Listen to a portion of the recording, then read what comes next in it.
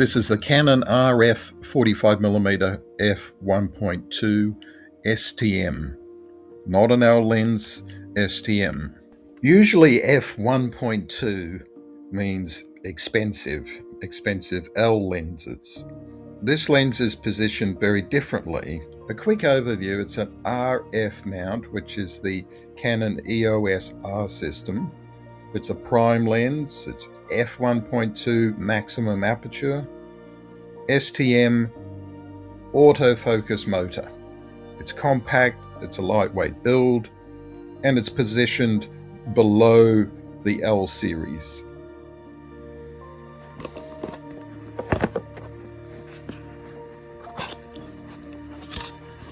Let's have a look what's inside. The usual warranty card, which comes with the Canon gear to fill out, so you've got your own references if you ever need to follow that up. What have we got here? We've got the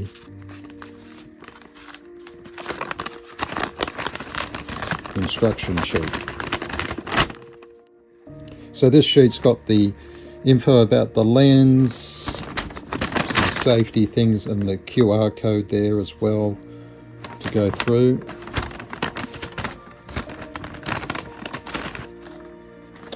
Alright, so let's see what's actually in the box. It's well packed, strong cardboard.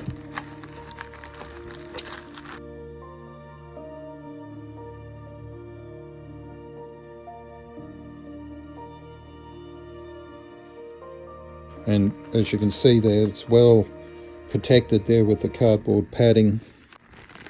So it's got the nice bag. A nice bag. Yeah, okay. Voila. Very good. It's certainly lighter than you'd expect of an f1.2. So you've got the lens cap, comes with it. Nice clear view there.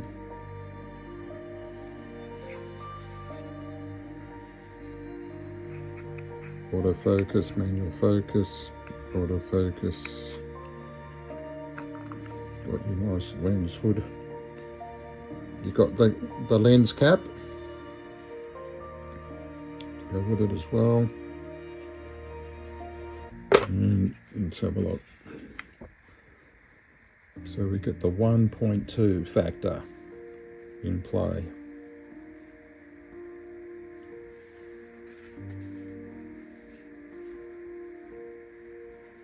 So it does feel lighter than potentially I would expect of a 1.2, which has certainly got its upside. Very good. What makes this lens interesting is that the f1.2 at this price point is unusual. At f1.2 it offers real shallow depth of field potential, which is very interesting to me, and in another video I'll get some shots and put them up. Obviously the low light capacity as well with the f1.2, that's potentially really good. It is a lightweight alternative to the traditional, shall we say, 1.2. So it's travel friendly. There's no question about that. It is a lighter build. It feels a lighter build. The focus ring seems very smooth, and the control ring at the front feels precise.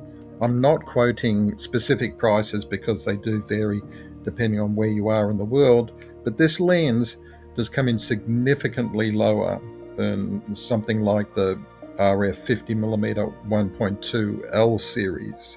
So it's clearly positioned very differently within the lineup. And of course the main question is, what's it actually like with some results? So what I'll do in a separate video, I'll go out into the field and get some shots and share some images in a separate video. If that interests you, do consider subscribing. Thanks for watching, and do enjoy your photography.